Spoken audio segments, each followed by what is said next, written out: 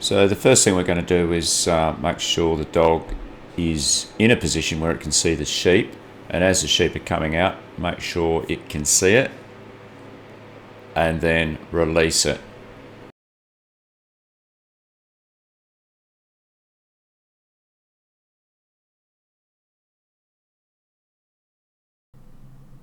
Let the dog lift the sheep and bring them back to you. Try and keep it as under control as you possibly can. Keep the dog calm, keep the sheep as settled as you can at this point. This is a good time to figure out which sheep is going to be your trouble sheep, and the trouble sheep is the one that you need to be focusing on during your run. Remember, sheep follows sheep, so if you can get the rat bag under control, the other two will tag along with him.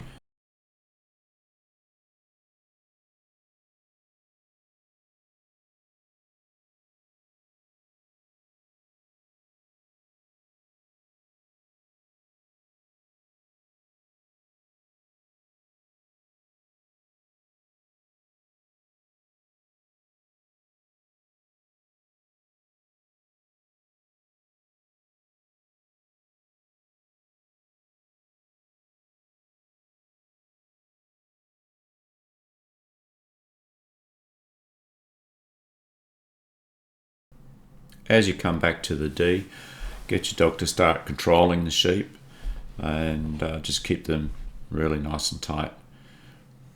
You'll see Simon will move the sheep into the D. I think they're just about on it now, but they'll come inside the D, and then he'll move the dog left to right, adjust the sheep, and then once they're looking up the ground and he's comfortable that the dog's had enough time, he will step off the line and take them up to the winding peg.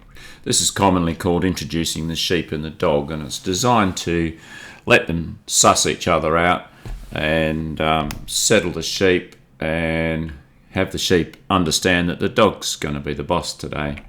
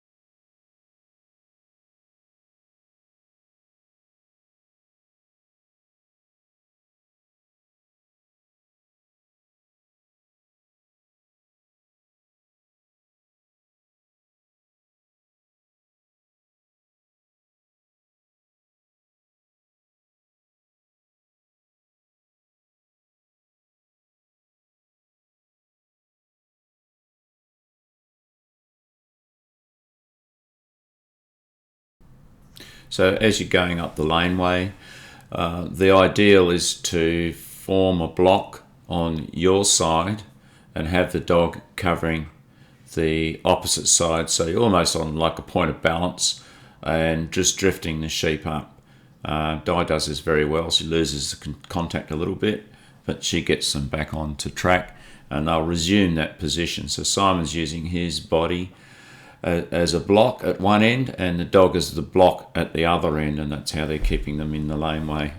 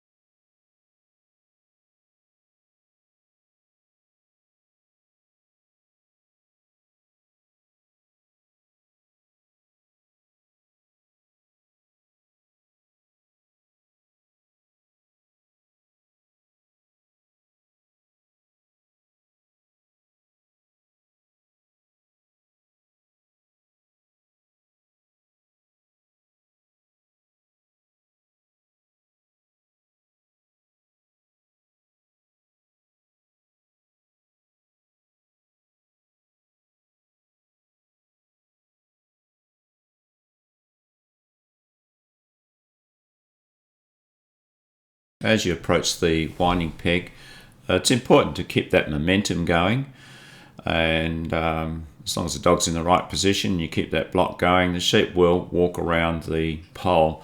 Perfect world, you're not going to stop. Obviously, if things aren't quite right, you may need to stop to regain control.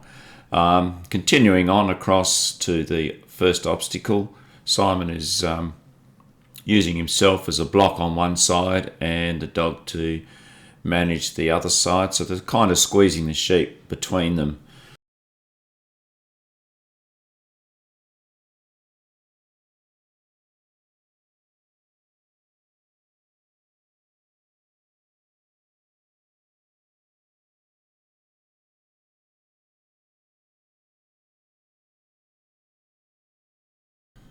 Simon has now got to the obstacle, he's stepped into the ring, so he's got to be very careful that he doesn't do anything to influence the sheep, like wave his arms around and gesticulate to the dog. He's standing at the very front of the ring, so he's taking every inch he possibly can to minimise the distance between him and the sheep.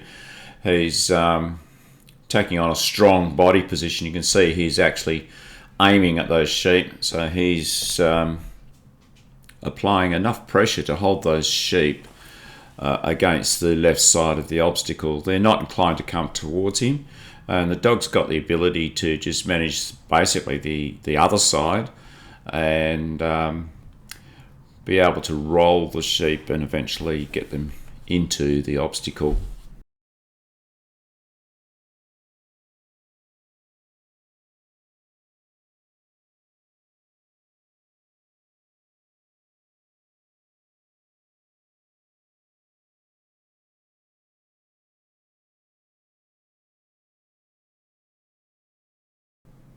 Make sure the sheep are clear of the obstacle before you start moving.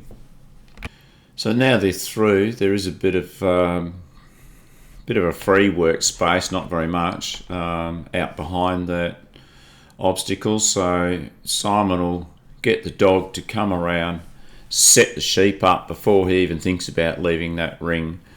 And then it's a repeat of the walking from earlier, and you'll start to find the sheep have settled down a lot now and are more pliable. However, they still drawing back to the let out, and you can see that the dog has been covering the let out side of the walk while they're going down to the next obstacle.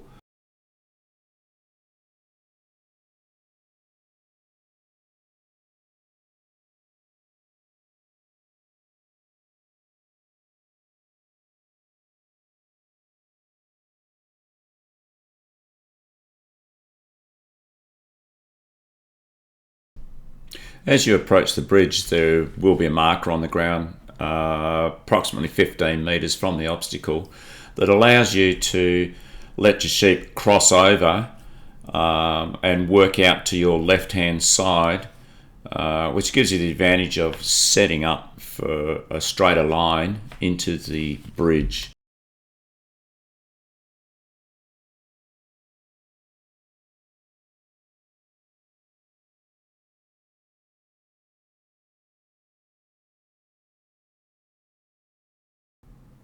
Simon's in the ring at the obstacle. Sheep have sort of slipped past, but watch closely Simon's body language and see how he's applying pressure to those sheep without obviously influencing them. You notice he's turned around. That's quite that's okay to do that. You can twist around in the ring. That's all about, particularly at this level, is minimising points loss.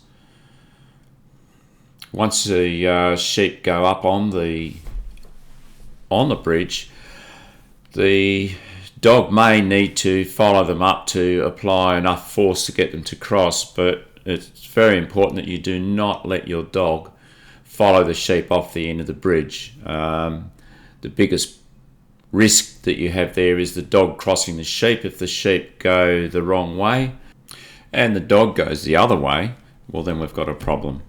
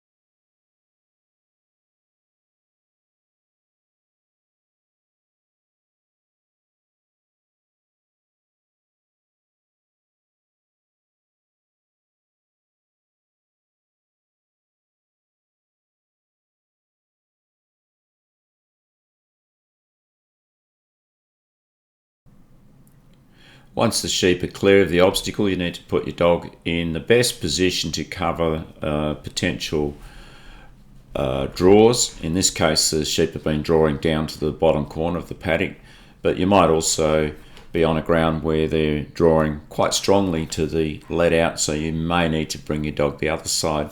When you walk off, make sure you walk around the end of the obstacle as close as you can to it, and that'll bring you onto your line, so that you're heading towards the next obstacle and you'll be in the right position.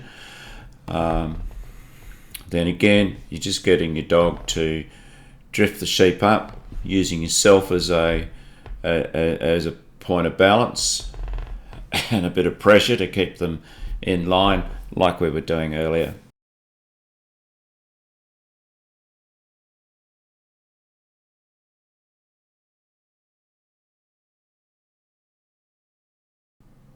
At this point, the dog's got the sheep nicely under control.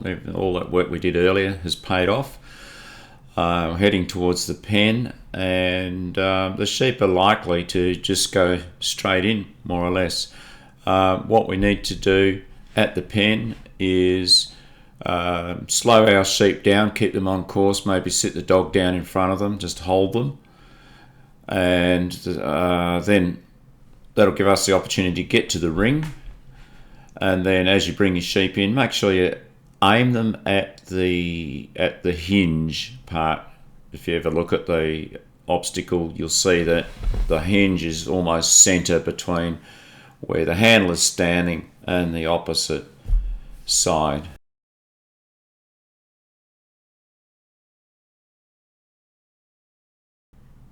As soon as the sheep have entered the pen and have settled, it's time to get that gate shut. One smooth action, no stopping until you get there.